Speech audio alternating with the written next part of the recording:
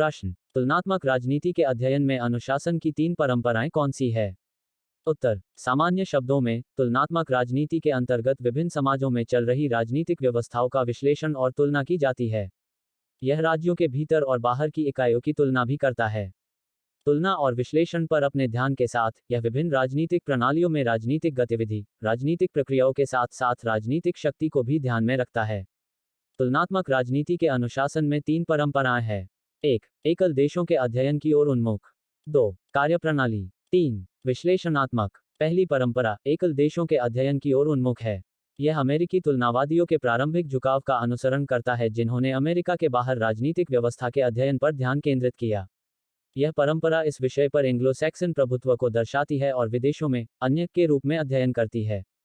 यह परंपरा अक्सर तुलना में शामिल हुए बिना अलग-थलग देशों पर ध्यान केंद्रित करती है। यह किसी एक मामले का विस्तृत विवरण देने तक सीमित है। इस परंपरा की आलोचना के बावजूद, तुलनात्मक राजनीति के क्षेत्र में प्रमुख योगदान एकल देशों के विस्तृत वर्णनात्मक अध्ययन से उत्पन्न हुआ है। दूसरी परंपरा, तुलना के लिए नियम और मानक स्थापित करना चाहती है। यह उन तरीकों पर ध्यान केंद्रित करता है जिनसे तुलनात्मक जानकारी, स्पष्टीकरण और भविष्यवाणी का बेहतर भंडार बनाया जा सकता है। इस अर्थ में, तुलनात्मक विधि, चरों के बीच अनुभवजन्य संबंधों की खोज की एक विधि है।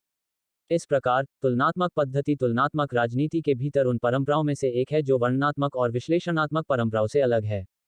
नियमों और मानकों पर ध्यान केंद्रित करके, यह परंपरा देशों या देशों के समूहों के विश्लेषण के लिए प्रारंभिक बिंदु प्रदान करती है।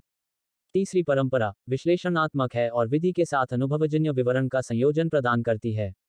अधिकांश कार्य जिन्हें आजकल तुलनात्मक राजनीति के कार्यों के रूप में वर्गीकृत किया जाता है, इसी परंपरा के अंतर्गत आते हैं। 2 या 2 से अधिक देशों में राजनीतिक दलों, शासन के प्रकार, सामाजिक आंदोलनों आदि का तुलनात्मक अध्ययन साहित्य के इस निकाय के कुछ उदाहरण हैं।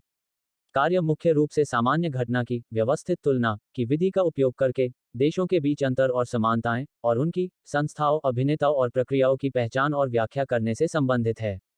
प्रस्तुति समापन। आपका धन्यवाद। Disclaimer. This notes has been made after a lot of research, yet the accuracy of the answers may vary. The author assumes no responsibility or liability for any errors or omissions in the content of this notes.